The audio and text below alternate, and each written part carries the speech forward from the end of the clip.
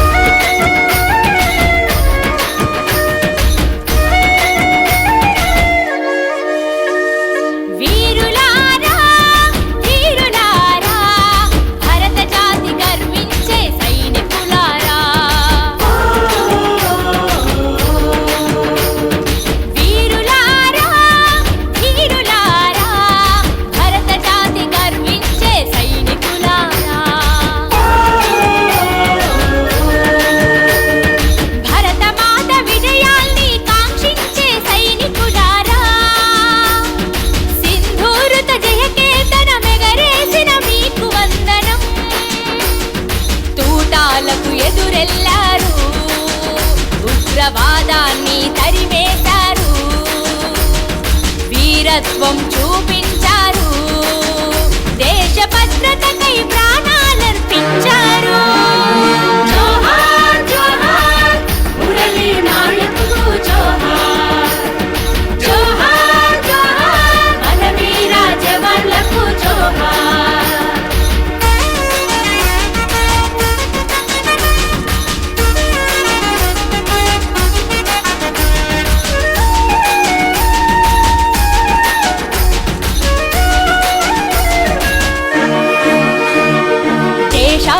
కట్టిన రక్ష వంటి సైనికులు దేహానికి తూట్లు పడ్డ తలపడ్డారు.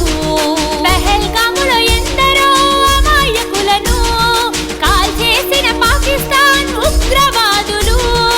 ఆపరేషన్ సింధూరు ఎరుపెక్కింది, ఉన్మాదుల దుర్మార్గం తెగ నరికింది. జోహార్ జోహార్ మురళీ నాయక్కు జోహార్, జోహార్ జోహార్ మన వీర జవాన్లకు జోహార్.